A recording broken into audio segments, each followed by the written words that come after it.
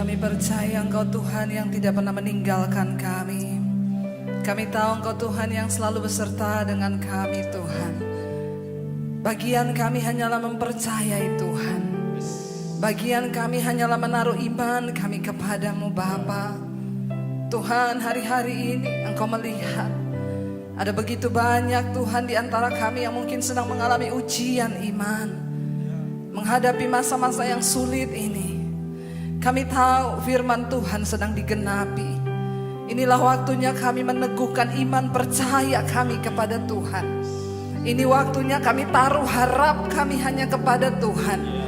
Bahkan ini waktunya kami akan melihat perbuatan-perbuatan Tuhan yang ajaib dalam hidup kami.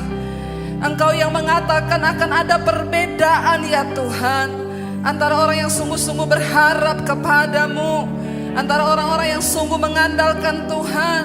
Akan ada perbedaan yang sangat nyata. Kami mau melihat perbuatan Tuhan dengan mata kami sendiri. Kami mau melihat campur tangan-Mu Tuhan dalam hidup kami. Mari berbicara bagi setiap kami hari-hari ini. Kami berdoa Tuhan agar tidak ada kekhawatiran di hati kami, tapi yang ada hanyalah iman percaya kepadamu. Urapi setiap kami yang mendengarkan malam ini, urapi hamba-Mu yang tidak ada apa-apanya Tuhan. Sampaikan isi hati-Mu bagi setiap kami Bapa. Berbicara bagi setiap kami lewat kebenaran firman-Mu Tuhan. Di dalam nama Tuhan kami Yesus Kristus kami buka hati bagi firman Tuhan. Sama-sama katakan amin, amin, amin. Iya, shalom saudara. Saya percaya kita semua dalam keadaan yang baik dan luar biasa tentunya. Ya, di hari-hari ini kita melihat ada banyak goncangan, bahkan mungkin kita sendiri sedang tergoncang ya. Tapi bagi orang yang percaya pada Tuhan, mari kita menanggapinya dengan cara yang benar ya. Yang terpenting adalah respon kita saudara. Semua akan terjadi, bahkan firman Tuhan bilang goncangan itu akan datang. Ya, Tuhan akan mengizinkan akan ada goncangan. Tuhan bilang satu kali lagi aku akan menggoncangkan bukan hanya ya bumi saja tetapi langit juga. Supaya apa? Supaya tertinggal satu umat yang tidak tergoncangkan ya. Saudara, bagaimana supaya kita ini bisa terus ya berkenan kepada Tuhan? Tentunya saudara ya, kita harus melewati yang namanya ujian iman. Hari ini ya saya memberi tema firman Tuhan yaitu bahaya kekhawatiran. Ya, adalah sesuatu yang wajar ketika manusia itu menghadapi sebuah keadaan yang sangat tidak nyaman lalu kita menjadi takut. Ya, namanya juga kita masih manusia saudara ya. Adalah sesuatu yang normal ketika seseorang itu menjadi khawatir. Tetapi saudara, jangan biarkan kekhawatiran itu menguasai hidup kita ya. Karena itu hari ini saya beri tema firman Tuhan adalah jangan khawatir saudara ya. Jangan khawatir. Ya, kayaknya kita ngomong jangan khawatir itu enak. Ada yang bilang, Bu gampang aja Ibu ngomong jangan khawatir. Saya ini besok tanggal jatuh tempo loh. Ingat, hanya dua hal yang membuat jantung berpacu dengan cepat. Jatuh cinta dan jatuh tempo. Ya, jadi yang udah mau jatuh tempo ya banyak-banyaklah berdoa saudara ya. Tapi apapun itu kita percaya bahwa Tuhan adalah Tuhan yang menyertai. Iya, hari ini kita akan sama-sama belajar tentang bahaya kekhawatiran. Yesus berkata, jangan khawatir, jangan khawatir, jangan khawatir, dan jangan khawatir. Apa itu kekhawatiran saudara? Kekhawatiran itu adalah sebuah ketakutan yang melanda orang padahal ya sesuatu itu belum terjadi. Ya, kekhawatiran adalah ketakutan akan sesuatu yang bahkan belum terjadi. Ya, sesuatu yang belum terjadi kita sudah takut duluan. Rugi enggak saudara? Sebenarnya rugi. Tapi yang namanya manusia ya, dan saudara kita akan sama-sama belajar kenapa Yesus berkata jangan khawatir. Ini adalah sebuah warning saudara. Yang namanya sesuatu itu kalau di warning berarti mendatangkan bahaya kalau kita langgar. Contoh ya, kita kalau naik pesawat udah dibilang jangan mengaktifkan ya telepon seluler atau apapun ya yang bisa menyebabkan kebakaran. Jangan saudara coba. Kenapa? Karena nyawa taruhannya. Ya, nah hari ini kalau Yesus berkata jangan khawatir berarti kan ada sesuatu yang dapat menimbulkan bahaya dalam hidup kita. Kita akan sama-sama belajar. Ini alasan saudara kenapa kita nggak boleh khawatir. Ya, bahayanya itu apa ya? Yang pertama saudara, Amsal 12 ayat 25 firman Tuhan berkata begini. Kekhawatiran dalam hati membungkukkan orang, ya, tetapi perkataan yang baik menggembirakan dia. Kekhawatiran di dalam hati itu membungkukkan orang. Jadi lihat aja saudara, orang itu kalau jalannya mulai gini tuh berarti banyak kekhawatiran. Ya, lihat kanan kirimu, ya, mungkin yang sebelah kananmu suamimu atau istrimu. Ya, ngomong sama dia, jangan banyak khawatir, udah mulai bungkuk loh kamu. Ya, kita mulai katakan saudara, ya, jangan khawatir, nanti kita bungkuk, ya, saudara. Artinya apa? Ya, kita memikul beban yang itu belum tentu terjadi. Ya, kenapa kita sudah harus takut? Ya, itu pun bahkan belum terjadi, belum kejadian. Ya, yang pertama saudara, firman Tuhan berkata, kita tidak boleh khawatir karena kekhawatiran itu membungkukkan orang. Bahaya yang pertama, ternyata kekhawatiran itu bisa bikin bungkuk alias membuat fisik kita terganggu, ya. Saudara, kekhawatiran itu bukan hanya berdampak kepada jiwa tetapi pada fisik juga loh. Kalau Alkitab yang berkata itu berarti benar.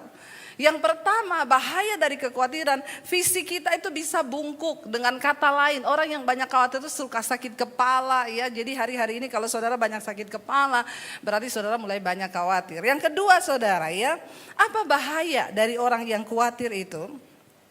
Amsal 25, ya, ayat yang ke-26 di sana dikatakan, seperti mata air yang keruh dan sumber yang kotor, demikianlah orang benar yang khawatir di hadapan orang fasik. Wow, mengerikan, seperti mata air yang keruh dan yang kotor, kata ayat ini. Demikianlah orang benar yang khawatir, ya. Jadi kita ini kalau khawatir dalam hidup ini dikatakan kita ini seperti mata air yang keruh atau yang kotor. Saudara, kita menjadi orang benar yang dipanggil Tuhan, tentunya hidup kita ini kita pengen sesuatu yang murni, yang keluar dari dalam diri kita itu bersih. Tetapi orang yang khawatir, Alkitab berkata dia seperti mata air yang keruh dan juga mata air yang kotor. Yesus berkata, ya, hati kita ini sumber dari segala sesuatu. Kalau di hati kita itu bersih, maka yang keluar itu sesuatu yang bersih. Tapi kalau hati kita khawatir, maka yang keluar dalam diri kita adalah sesuatu yang kotor. Ucapannya saudara, ya, perbuatannya, tingkah lakunya itu sesuatu yang tidak benar. Kekhawatiran itu sangat berpengaruh, ya, kepada apa yang ada di luar diri kita. Karena itu hati-hati saudara. Saya percaya kita semua mau menjadi orang yang benar, menjadi orang yang seperti mata air yang murni, bukan mata air yang kotor. Yang ketiga saudara, kenapa kita nggak boleh khawatir? Bahayanya itu apa? Lukas 8 ayat yang ke-14, ya. Lukas 8 ayat 14, ya, di sana Yesus berkata begini. Ya, yang jatuh dalam semak duri ialah orang yang mendengar firman. Ini Yesus sedang berbicara tentang perumpamaan firman itu seperti benih yang ditabur. Ya, ayat Lukas 8 ayat 14, yang jatuh, benih yang ditabur, yang jatuh dalam semak duri ialah orang yang telah mendengar firman itu dan dalam pertumbuhan selanjutnya mereka terhimpit oleh kekhawatiran, ya, sehingga mereka tidak menghasilkan buah. Saudara, jadi orang yang khawatir itu saudara, dia itu seperti benih. Kalau dia mendengar firman, firman itu seperti benih yang ditabur di semak duri, ya. Artinya apa? Ketika orang itu saudara telah mendengar firman, ya, dan selanjutnya pertumbuhan itu terhimpit oleh kekhawatiran. Kenapa kita nggak pernah melihat mujizat Tuhan? Terlalu banyak khawatir hidup kita. Kenapa kita nggak pernah bisa melihat buah di dalam hidup kita? Karena kebanyakan khawatir. Nanti kita akan lihat masih banyak nih ayat tentang kekhawatiran. Kalau Yesus sudah berkata jangan khawatir, jangan khawatir, jangan khawatir, ini adalah sebuah warning saudara bagi kita.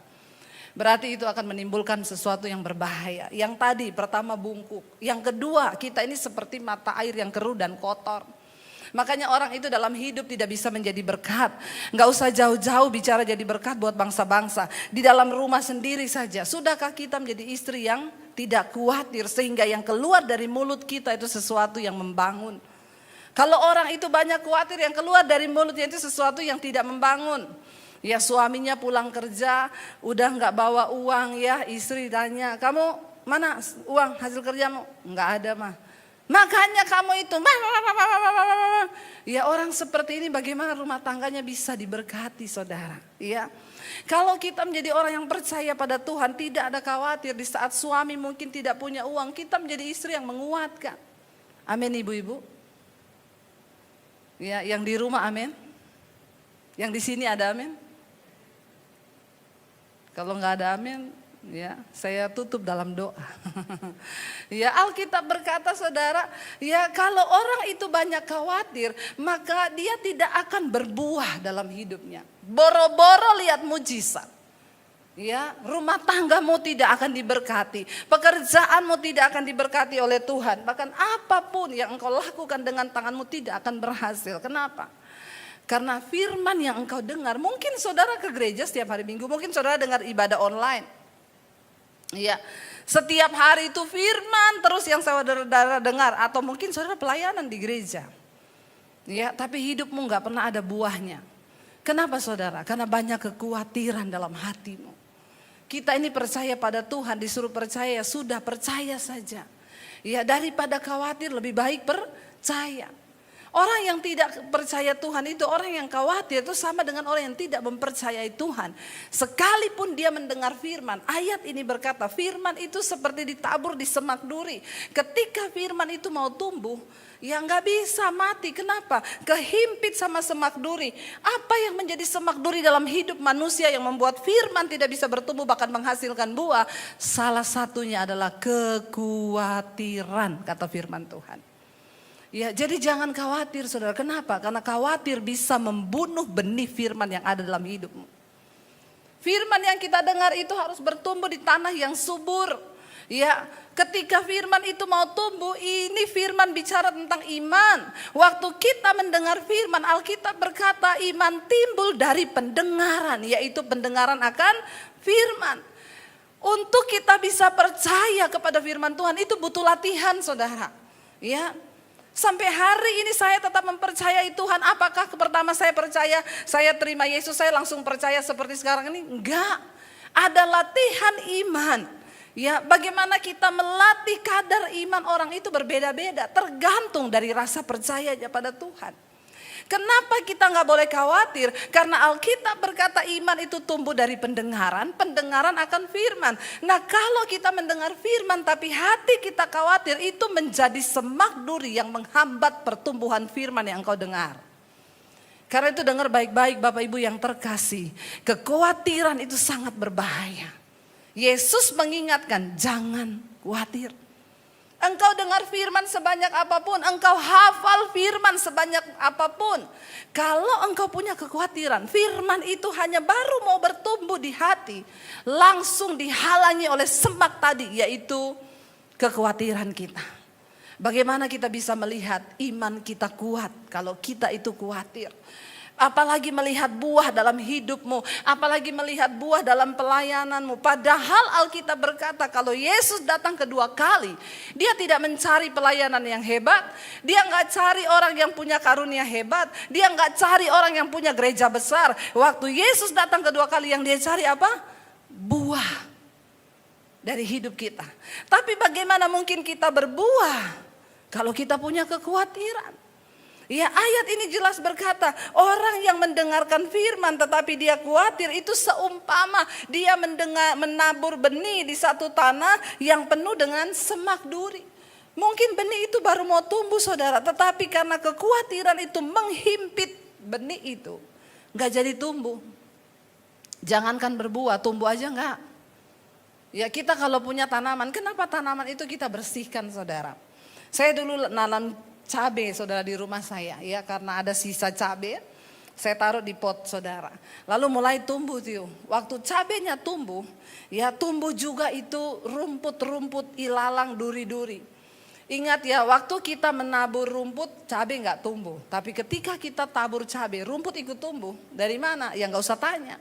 Namanya juga rumput, ya. Lalu ketika benih cabai itu mulai tumbuh, ini kan rumputnya banyak saudara.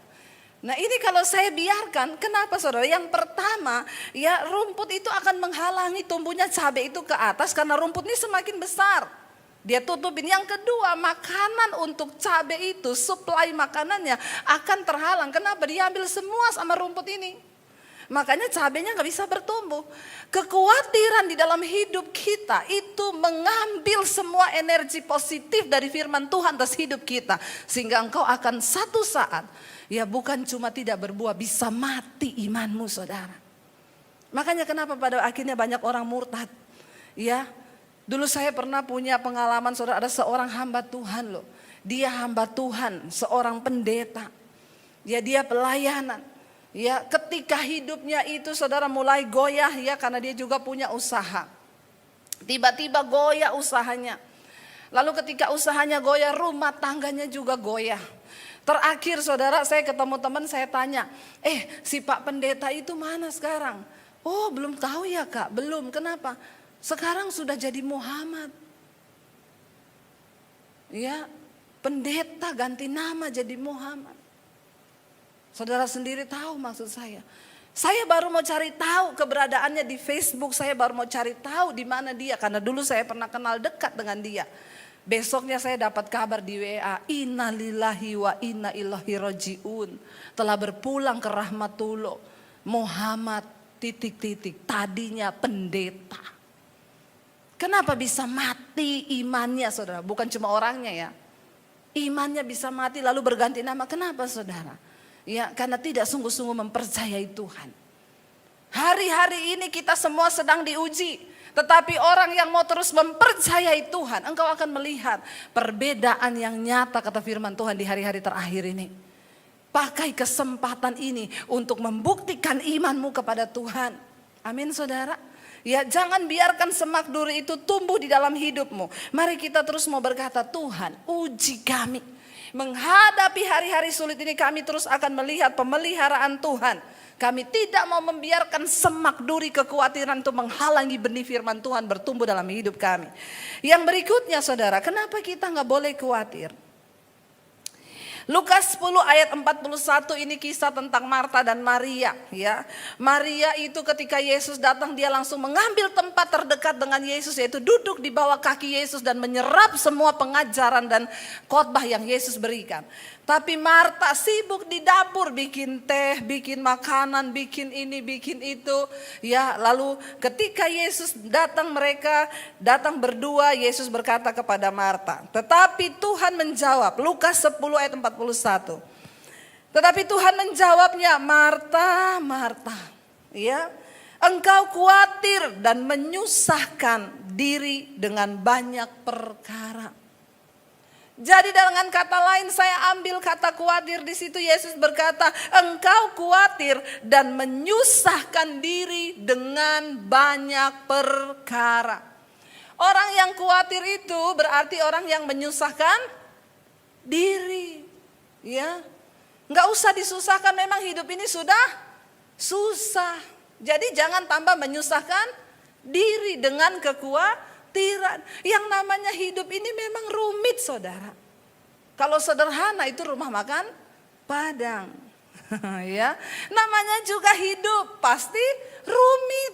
Ya, tetapi Yesus berkata kita menjalani hidup ini pasti akan ada kesukaran. Tapi jangan engkau tambahin dengan menyusahkan diri. Karena apa? Kekhawatiran. Jadi ternyata kekhawatiran itu menyusahkan diri. Banyak orang-orang itu sakit bukan karena keadaannya yang buruk, tetapi karena dia menakutkan sesuatu yang buruk. Ada banyak orang hari ini datang kepada saya, Bu, saya nih asam lambung akut. Ya, asam lambung akut, sudah ke dokter Bu? Sudah. Ya, terus dokter bilang apa? Dokter bilang jangan banyak pikiran. Memang orang asam lambung itu pasti karena banyak pikiran, stres. Ya, karena lambung itu tempat duduknya pikiran. Ya. Jadi saudara, saya bilang terus Ibu, ya, apa yang Ibu pikir? Dan yang lucunya saudara, waktu saya tanya begitu, enggak sadar ngomong gini, ya sebenarnya sih saya enggak mikir apa-apa. Tapi dari caranya ngomong aja saya tahu ini ibu ini punya banyak kesusahan diri. Saya bilang gini Bu, jangan ngomong ibu gak mikir apa-apa deh. Mungkin saking kebanyakan sampai udah bingung ibu mikir apa yang ibu pikirin. Saking kebanyakan. Sekarang saya mau tanya dulu. Sekarang ini ibu ada masalah apa yang paling bermasalah dalam ibu ini? Ibu ini sekarang siapa? Saya ini saudara setiap hari nangani konseling. Ya kadang-kadang makanya saya bilang ya aduh ya. Saya sama suami saya ngobrol-ngobrol. Terus kalau pendeta ada masalah konseling sama siapa ya? Pendeta gak boleh konseling. Konselingnya sama Tuhan. Makanya orang yang melayani itu harus sudah lebih dulu kuat. Baru boleh melayani. Kalau enggak stres loh saudara. Setiap hari itu orang datang. Bu, ya ada yang aneh-aneh lagi. Bu, uang saya tiap hari hilang dicolong suami saya bu. Apa yang harus saya lakukan? Saya bilang jangan didoakan itu uang. Ibu taruh di bank biar tidak dicolong suamimu. Ya, yang begini ditanyain sama saya loh saudara. Ya, ada lagi bu, jadi kredit rumah saya ini kan sudah mau jatuh tempo bu. Menurut ibu itu gimana ya? Saya jual atau biarin diambil bank? Ibu konsultasikan dengan pihak bank saja. Jangan tanya sama saya. Ya, karena saya bukan orang bank. Jadi aneh-aneh saudara, tapi ya itulah ya kita ini hamba Tuhan harus siap. Lalu saya tanya ibu itu, bu coba ibu pikir deh. Ibu punya masalah yang paling rumit sekarang yang sedang jadi beban di hati ibu itu apa? Saya ini lagi berantem sama anak saya bu. Nah iya kan tadinya katanya tidak ada pikiran. Tapi waktu saya tanya, saya ini lagi berantem sama anak saya bu. Kenapa anak ibu? Jadi gini bu, saya itu kan, ya saya itu mau ya hidup dia itu ya lebih baik ke depan. Saya itu maunya gini, ya dia sih sudah kerja bu. Puji Tuhan dapat pekerjaan yang bagus. Ya jadi saya maunya itu dia itu begini. Ibu, saya tahu kenapa ibu asam lambung. Anaknya ibu udah gede tua, ibu atur semua hidupnya. Kenapa ibu stres? Terlalu banyak khawatir di hatimu. Jadi dia itu tiap hari negur anaknya, kamu itu gini ya, nanti kalau cari jodoh tuh begini, nanti kalau gini. Nah, ibu dia kan udah gede. Tapi saya gak mau dia salah pergaulan. Saya tahu bu, semua orang tua itu gak mau anaknya salah pergaulan. Tapi kenapa ibu asam lambung akut? Karena ibu mencoba mengendalikan semua keadaan di sekelilingmu. Ibu harus mendengar saya baik-baik bu. Tidak ada satu orang pun yang bisa mengubah orang lain. Ibu gak bisa rubah suami, ibu gak bisa rubah anak. Tapi ibu bisa mengubah cara ibu berespon terhadap semua keadaan. Amin.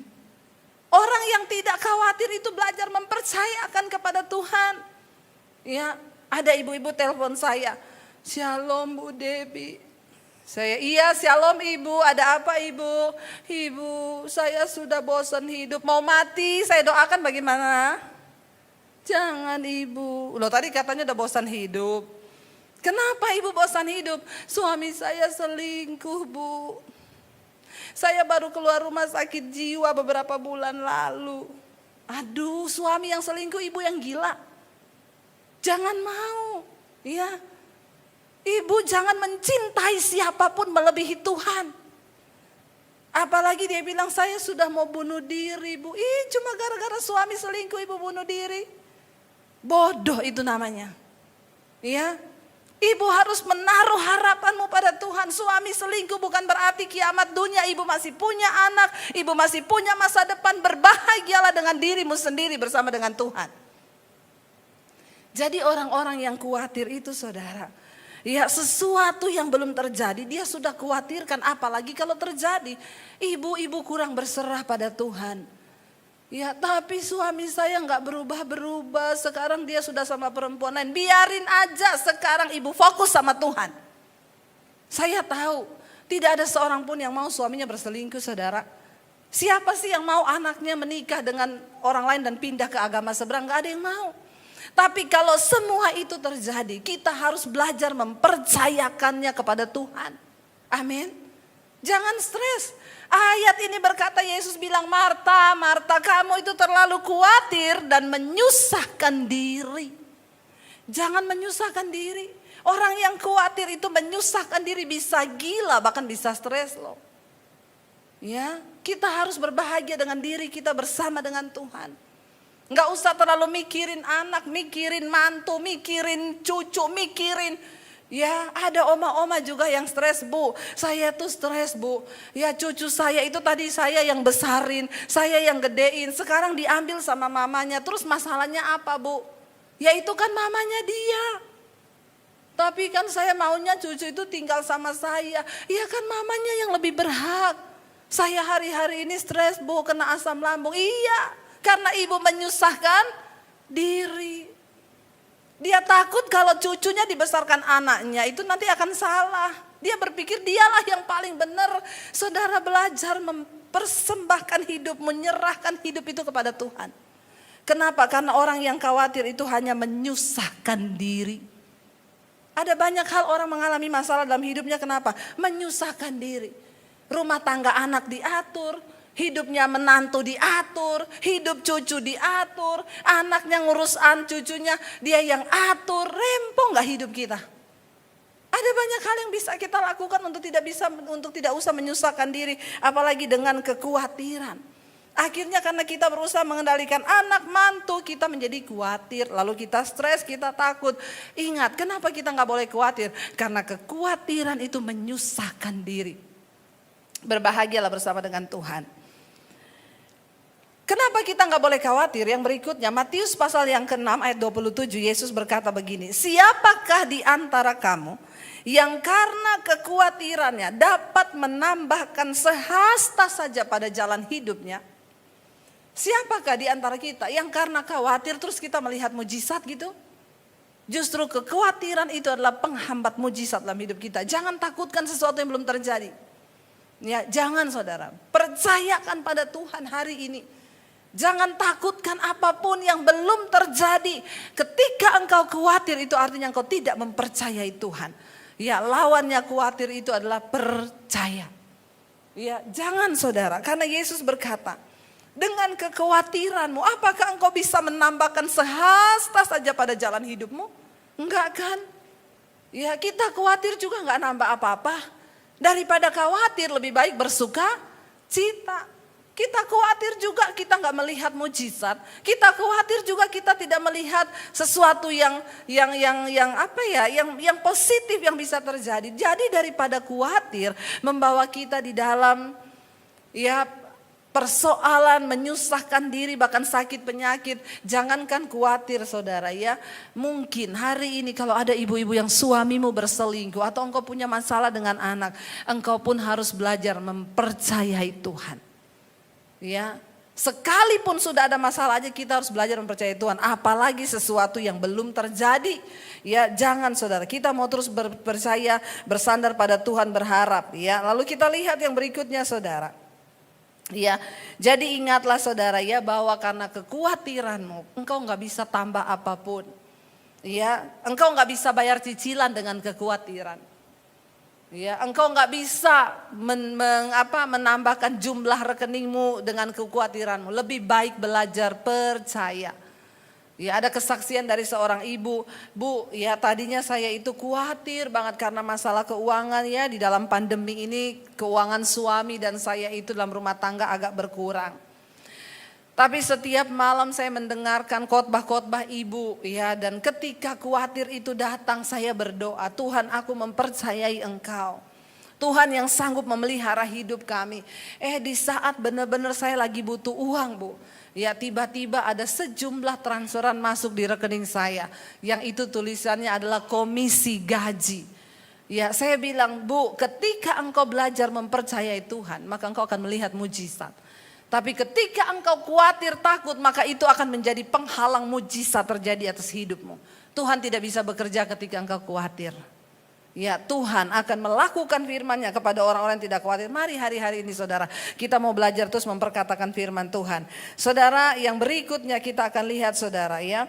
Saya percaya ketika kita khawatir itu hanya akan mendatangkan sesuatu yang negatif. Tetapi ketika kita mau terus belajar mempercayai Tuhan, ini alasannya kenapa juga kita nggak boleh khawatir. Tadi sebab ya apa sebab kalau kita khawatir. Sekarang alasan kita tidak boleh khawatir ini. Matius 6 ayat 32 sampai 34, Yesus berkata begini.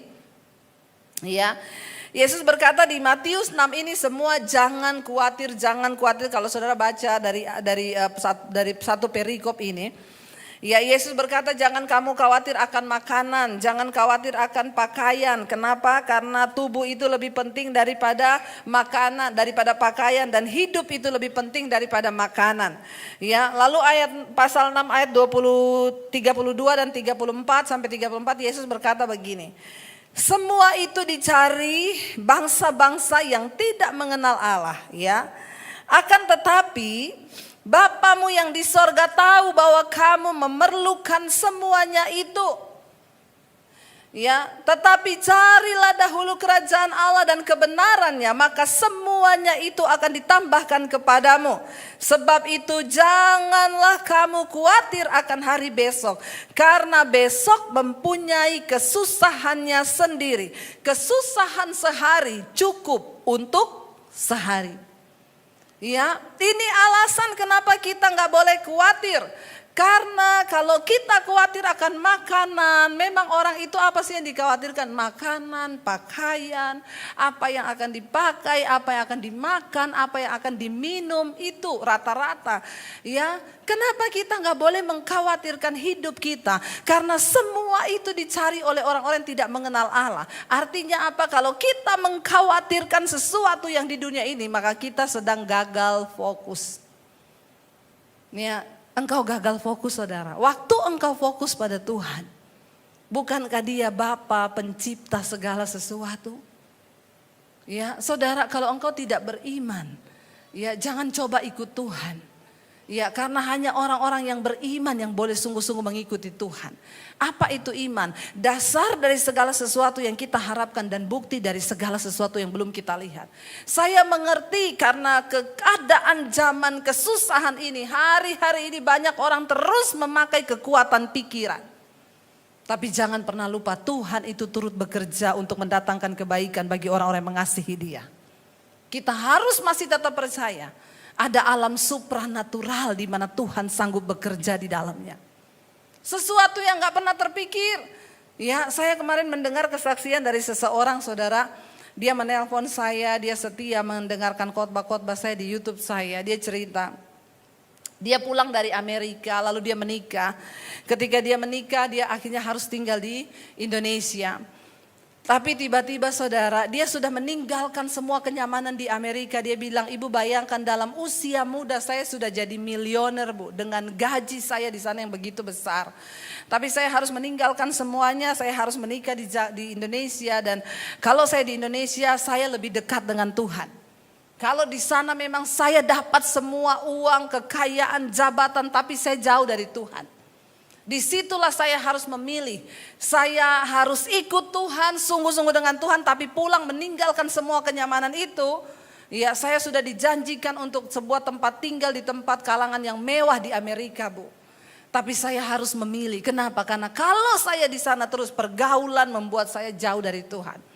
Akhirnya dia balik ke Indonesia, dia memutuskan untuk memilih hubungan dekat dengan Tuhan.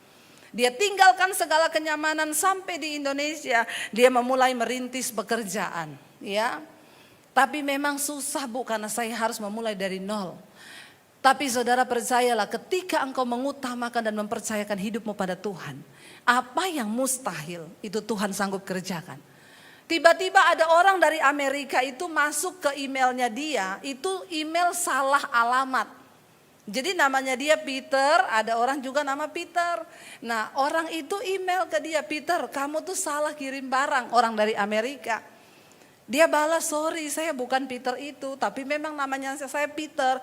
Orang yang di Amerika bilang, hey, oh iya, saya ingat kamu Peter yang di perusahaan ini. Iya, sekarang kamu di mana? Lama kok nggak tahu alamatnya. Oh, saya sudah di Indonesia. Wow, kebetulan sekali kami lagi buka satu usaha. Sekarang sudah ada di Jepang dan beberapa di negara-negara. Kami mau buka di Indonesia. Kamu mau nggak? Dia dibukain kantor di Jakarta, semua biaya dari Amerika, dia jadi konsultan, saudara. Dia bilang, ibu saya terheran-heran, gaji saya itu dolar, Bu, dan di saat pandemi seperti ini, saya menerima gaji yang cukup besar. Saudara, orang itu kalau mau hidup berkenan dan percaya Tuhan, dikejar-kejar berkat loh. Benar, ada hal-hal yang kita gak mengerti secara nalar yang sanggup Tuhan kerjakan. Di masa pandemi ini ketika juga saya pertama kali waktu mau masuk pandemi, saya dan suami agak ketakutan. Ya semua jadwal cancel. Semua Bu, maaf ya jadwal di cancel. Padahal saya ini kan sudah 1 tahun ke depan itu udah ada jadwal. Tapi karena pandemi semua satu persatu Bu, cancel dulu ya cancel. Sampai kapan? Nggak tahu. Sampai kapan kita juga belum tahu. Secara manusia kami itu hidup dari pelayanan. Ya kita nggak tahu mau berharap di mana pas anak saya mau masuk kuliah. Begitu banyak ketakutan di benak kami. Ya, tetapi Tuhan itu sanggup membuka jalan. Saudara tahu sampai hari ini pelayanan saya begitu padat dari sebelum pandemi. Sekarang pelayanan lewat Zoom yang undang bukan cuma dari Indonesia, dari Amerika, dari Paris, dari semua negara-negara. Bahkan yang mengherankan lagi di pandemi ini tiba-tiba saya bisa melukis. Ya dan itu wow luar biasa, saya tidak menyangka saudara. Ya sekarang kebanjiran pesanan lukisan. Tapi apa yang Tuhan buat? Ya di saat anak saya pas mau masuk kuliah, ada orang yang beli lukisan saya 75 juta. Saya bersaksi untuk kemuliaan Tuhan. Dan sampai hari ini saya melihat Tuhan pelihara kami. Orang-orang yang berjalan dan menaruh iman dan harapnya. Ketika kami mulai memasuki pandemi, kami berkata kita nggak tahu nanti hidup bagaimana. Ke depan bagaimana, semua jadwal cancel. Tapi kami berdua, saya dan suami memutuskan untuk menaruh iman dan harap kami pada Tuhan. Apa yang kami lakukan saudara? Saya dan suami berkata kita pernah melewati yang lebih buruk dari ini. Makanya bersyukur kalau saudara sudah pernah melewati yang buruk. Ya, nggak ada yang lebih buruk mungkin. Saya berkata saya pernah melewati semua yang buruk. Saya pernah hidup tanpa uang 1 sen pun. Tanpa satu orang pun menjadi sandaran di hidup saya. Saya sudah pernah melewati itu. Saya bilang sama suami saya. Ya saya sudah pernah melewati yang terburuk di hidup saya. Tapi Tuhan gak pernah tinggalkan saya. Apalagi cuma yang begini. Ini mah biasa. Ya. Di saat kita nggak punya apa-apa aja Tuhan menyertai, apalagi ini saudara ya. Kita sudah lebih daripada yang dulu, kita nggak perlu takut, taruh iman kita pada Tuhan. Dan saya mau bersaksi kepada saudara, hari-hari ini kami diberkati sangat-sangat luar biasa. Dan bukan cuma itu, kita harus menjadi berkat juga bagi orang yang lain. Saudara saya melihat, ketika kita menaruh harapan, jangan khawatir. Yesus bilang itu semua dicari oleh bangsa-bangsa yang tidak mengenal Allah. Ya, jangan pikir itu. Kenapa saudara? Karena Yesus bilang kesusahan sehari cukup untuk sehari. Besok itu ada kesusahannya sendiri. Jangan saudara pikir yang besok belum terjadi. Pikir aja yang sekarang. Amin saudara. Ya, ada orang-orang yang kebingungan, yang kaya-kaya banget. Bu saya ketakutan. Kenapa? Kalau saya mati nanti harta saya mau dikemanain loh. Mikir mau kasih harta aja bingung loh. Ya, saya bilang kan belum tahu matinya kapan kan? Iya, tapi saya bingung. Ya udah kalau mati aja nggak apa-apa. Hartanya biar yang urus orang lain. Amin saudara.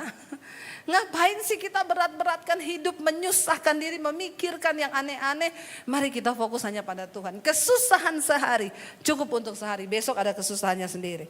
Kita lihat yang berikutnya saudara. Ya kenapa? Apa alasan kita itu nggak perlu khawatir? Jadi ingat ya, semua itu dicari oleh bangsa-bangsa yang tidak mengenal Allah. Yesus berkata, akan tetapi Bapamu yang di sorga ya, tahu bahwa kamu memerlukan semua itu. Ingat, Bapa itu maha tahu. Tapi kita sok tahu. Ya, Bapa itu maha tahu, kamu memerlukan semuanya itu. Kita ini hanya cukup apa? Kenalilah Tuhanmu. Mari kita mengenal Tuhan dengan benar supaya kita punya iman yang benar. Kalau kita nggak mengenal Tuhan dengan benar, susah saudara. Kenalilah Tuhan dengan benar supaya engkau nggak mudah bimbang. Ya, masalahnya banyak orang Kristen itu tidak mengenal Tuhan dengan benar. Jadinya dia nggak tahu firman. Kalau kita tahu firman, ayat ini dengan jelas berkata, Bapamu itu tahu kalau kamu memerlukan semuanya itu. Lalu apa yang harus kita lakukan? Kalau hari ini kami sedang khawatir Bu. Mazmur 55 ayat 23. Firman Tuhan berkata, Mazmur 55 ayat 23, serahkanlah khawatirmu kepada Tuhan, maka Ia akan memelihara engkau. Tidak untuk selama-lamanya dibiarkannya orang benar itu goyah. Amin. Apa yang harus aku lakukan, Bu? Kalau hari ini aku sedang khawatir, datang di kaki Tuhan. Saya cuma mau bilang saudara, tidak ada orang kaya yang hebat yang bisa menolong saudara. Tidak ada pendeta hebat yang bisa mendoakan saudara. Tidak ada dokter hebat yang bisa menyembuhkan saudara. Tidak ada psikiater hebat yang bisa memberikan engkau motivasi untuk bangkit. Engkau punya Tuhan yang hebat. Apa yang harus kita lakukan ketika kita khawatir? Datang di kakinya. Ayat ini berkata, serahkanlah segala kekhawatiranmu kepada Tuhan. Sebab Dia yang menanggung engkau. Karena tidak untuk selama-lamanya dibiarkannya orang benar itu goyah. Kalau ayat ini berkata tidak untuk selama-lamanya dibiarkannya orang benar itu goyah. Berarti ada saat-saat memang Tuhan izinkan orang benar itu goyah, tetapi ingat tidak untuk selamanya, ya. Tidak untuk selamanya kita dibiarkan goyah, tetapi memang ada waktu-waktu kita harus diuji imannya. Saudara, orang yang dikatakan beriman itu orang yang seperti apa? Orang yang sudah melewati ujian iman. Kalau hari-hari ini saudara belum diuji, saya doakan supaya saudara diuji. Bilang amin. Enggak ada yang amin. Ya, giliran diomongi mau diuji nggak ada yang amin. Kalau diberkati amin, amin kenceng. Giliran saya doakan diuji.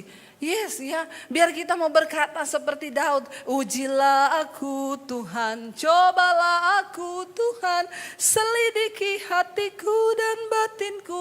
Daud bilang apa? Mataku tertuju kepadamu. Serahkanlah segala khawatirmu kepada Tuhan. Sebab Tuhan yang menanggung hidup kita dan tidak untuk selama-lamanya dibiarkan orang benar itu goyah. Ada saat-saat Tuhan izinkan kita goyah. Ada saat-saatnya. Mungkin hari-hari ini engkau terlalu menaruh harapan pada uang. Ada saatnya Tuhan izinkan uangmu hilang. Dan imanmu goyah. Supaya apa? Engkau menaruh harapmu pada Tuhan.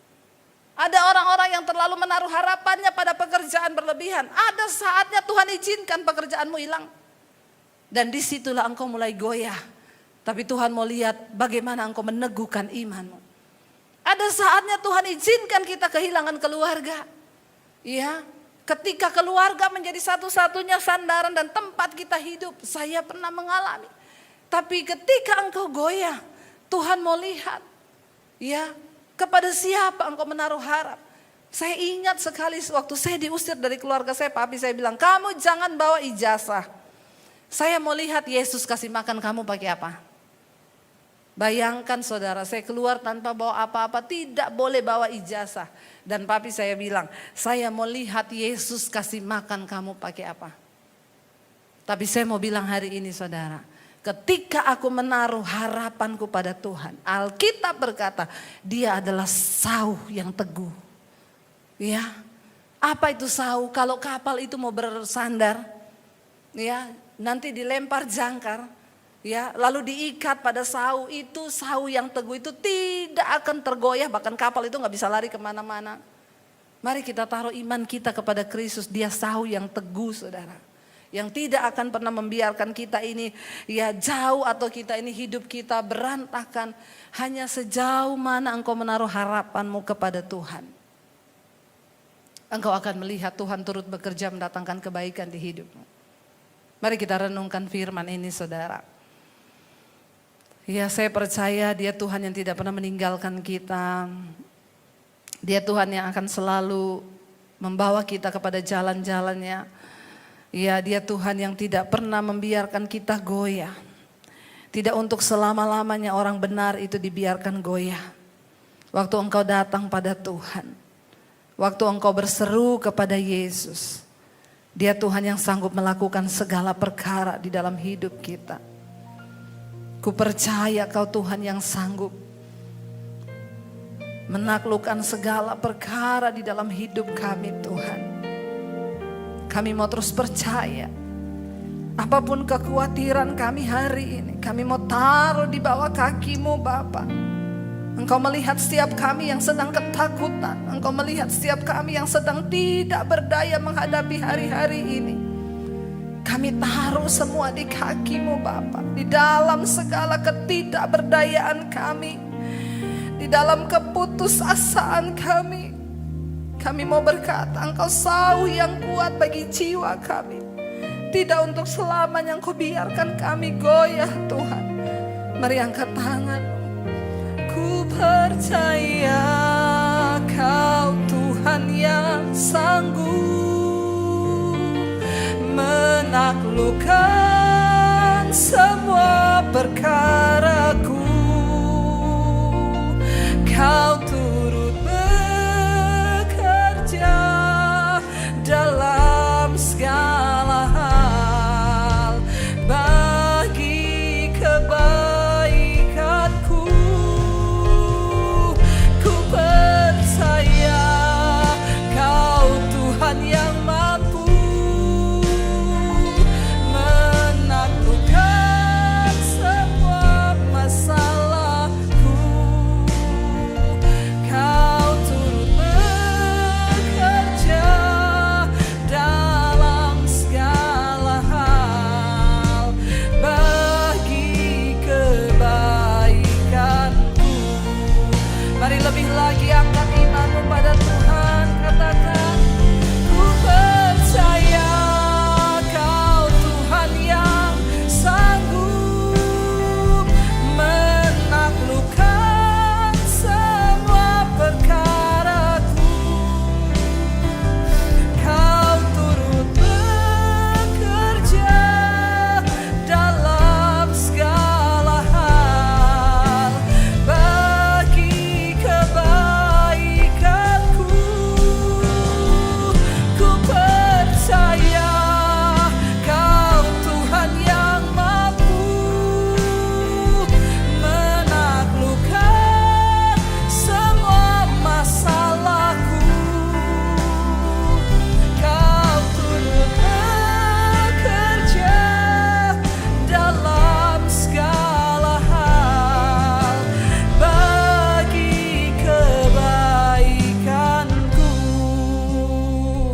Kami percaya Engkau Tuhan yang sanggup menaklukkan segala persoalan di hidup kami.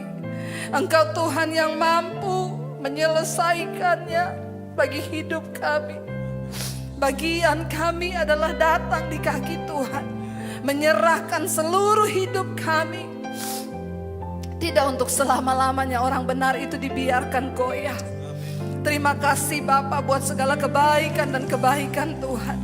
Kami bersyukur buat hari ini Engkau baik dalam hidup kami Tuhan. Mari kita angkat tangan kita saudara. Kita akan mengakhiri ibadah ini. Kita mau berdoa. Bapak terima kasih. Kami percaya Engkau sanggup bekerja atas setiap persoalan kami. Bahkan atas bangsa ini Tuhan memberkati. Kami percaya yang sakit disembuhkan, yang berbeban berat Engkau berikan kelegaan. Bahkan kami memiliki iman yang teguh di dalam Tuhan. Mari buka hati dan tanganmu untuk menerima berkat Tuhan malam hari ini. Diberkatilah engkau dalam kehidupanmu, diberkati kesehatanmu, diberkati rumah tanggamu, diberkati pekerjaanmu, diberkati keuanganmu. Tuhan akan mencukupkan semua yang kau butuhkan, bahkan hidupmu menjadi berkat bagi banyak orang. Terimalah kiranya berkat dari Allah Bapa, cinta kasih Tuhan Yesus Kristus, penyertaan Allah Roh Kudus menyertai hidupmu mulai dari hari ini bahkan sampai kali yang kedua. Tuhan Yesus menjemput kita semua, namamu tercatat di dalam kitab kehidupan. Dalam nama Yesus yang percaya diberkati Tuhan, katakan bersama, amin. Tuhan memberkati. Shalom.